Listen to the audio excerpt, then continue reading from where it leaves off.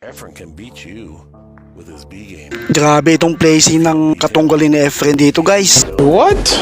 Tingnan nyo naman, tinago niya ang cue ball sa likod ng 6th ball. Hey, y'all, come look at this. Ano kayang gagawin ni Efren dito guys? Nandito yung object ball, yung 4 ball guys. So tingnan natin guys. Trying to force forward a little bit and he slipped with. Galing mo pala dyan ah. Hindi ko alam ah.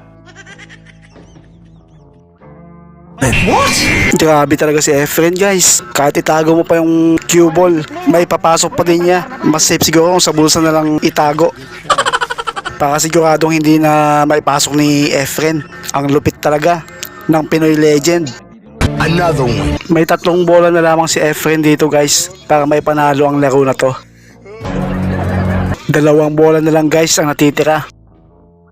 At nang hindi inaasahang hindi nagustuhan ni Efren yung preparasyon para sa 9 ball guys. Beat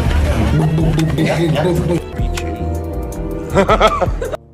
But you can't beat him with your Dito guys ay hindi naging komportable si Efren dahil sobrang malayo ito sa kanya. Kaya gumamit siya dito ng bridge. And then that time, that Magawa kayang ipasok ni Efren ng 9 ball guys. Okay, tingnan natin.